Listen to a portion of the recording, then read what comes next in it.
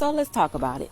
You know, the more we keep diving into this slavery era and the beginning of America, we discovered that a lot of people thought that slavery was morally wrong, but they did it because they knew they could get away with it. And you know how they say you live by the sword, you die by the sword? And you know how they say in a relationship, what you do in the beginning is what you got to do to keep them or maintain it? Well, that was a lot of the energy in slavery. So the easier thing is, instead of making everything right, is to continue the chaos and the dysfunction. And in some cases, take away certain things, certain tools that can be used against you, such as knowledge. Get rid of the older generation and bring up the newer generation in what you want them to learn and what you want them to know. This is how you hide history. This is how you keep things going in your favor.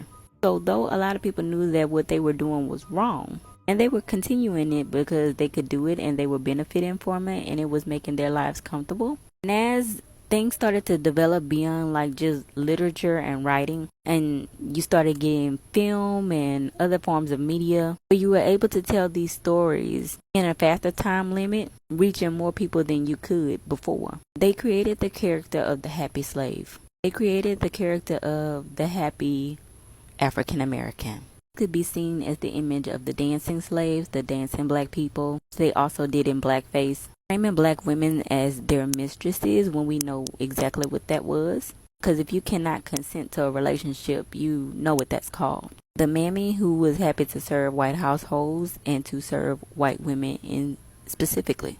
Happy black man who was emasculated because they framed him as a threat to their children and their wives. And in the South, you know, they tell these stories and they frame it that we're all one big happy family. And back then, everyone was like one big happy family. And not every slave master, not everyone who had a black worker was cruel to them.